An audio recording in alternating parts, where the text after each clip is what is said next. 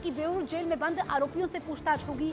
पूछताछ के वक्त बचाव पक्ष के वकील भी मौजूद रहेंगे। बड़ी खबर आप तक पहुंचा रहे हैं। नीट पेपर लीक मामले में सीबीआई का ताबड़तोड़ एक्शन जारी है। सभी आरोपियों से पूछताछ करेगी सीबीआई। पटना की बेऊर जेल में बंद आरोपियों से पूछताछ होगी। पूछताछ के वक्त बचाव पक्ष के वकील भी मौजूद रहेंगे, क्योंकि जो मास्टरमाइंड है संजीव मुखिया, उस तक पहुंचना सीबीआई का बेहद जरूरी हो जाता है। ऐसे में आरोपियों से पूछताछ हो रही है ताकि संजीव मुखिया, जिसमें पहले सीबीआई को शक था कि संजीव मुखिया नेपाल में हो सकता है, नेपाल भाग गया है। अभी आपको बताएं कि कुछ की कोर्ट में पेशी भी हुई है। तो जो बेऊर जेल में 13 आरोपी बंद हैं, उनसे पूछताछ होगी। नीट मामले में जब से सीबीआई ने जांच संभाली है, तब से हम ताबड़तोड़ एक्शन देख रहे हैं। परत दर परत खुल रही है, रोज नए नए खुलासे हो रहे हैं। कितना बड़ा नेक्सस है, कई राज्यों तक ये फैला हुआ है, ये हमने देखा। अब आज जो अपडेट है वो आपको बता दें कि आज क्या होने वाला है।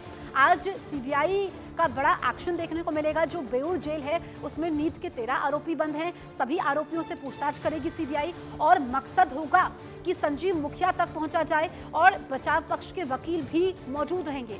अब देखना यह होगा कि क्या अलग अलग इनसे पूछताछ होती है या 13 आरोपियों को इनके वकीलों के साथ बिठा करके एक साथ पूछताछ होती है, ये देखना होगा। लेकिन सीबीआई के पास सवालों की लंबी फेहरिस्त है। आपको बताएं कि पेपर के किस तरीके से बैंक से स्कूल पहुंचने के बीच पेपर लीक की आशंका है। स्कूल की मिलीभगत सामने आती है। बिहार ईओयू को ओएसएस स्कूल के प्रबंधन पर शक है और कुछ अहम गिरफ्तारियां भी इस सिलसिले में हुई हैं।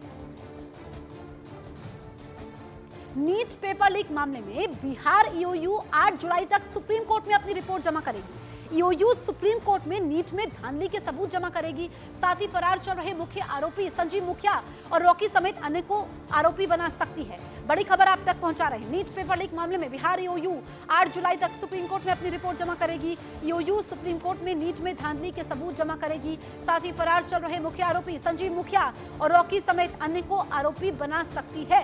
तो आज का दिन भी, रविवार का दिन काफी अहम हो जाता है नीट पेपर लीक की जांच को लेकर। सीबीआई का एक्शन प्लान क्या है, ये हम आपको बता रहे हैं। जो आरोपी फरार चल रहे हैं, चाहे हम बात करें संजीव मुखिया की या फिर बात करें रॉकी की, इनको आरोपी बनाया जा सकता है, क्योंकि जो पूरा ये खुलासा हुआ है किसी फिल्मी कहानी की तरह, क्योंकि इसके किरदार फिल्मी है, नाम भी फिल्मी है और फिल्मी तरीके से ही पेपर लीक भी हुआ है।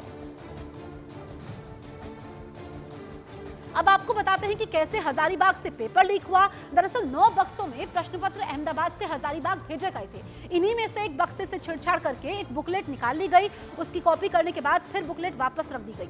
जिस बुकलेट का लिफाफा फटा हुआ मिला है, उसी बुकलेट की जली हुई कॉपी पटना में आरोपी अमित आनंद के घर मिली थी।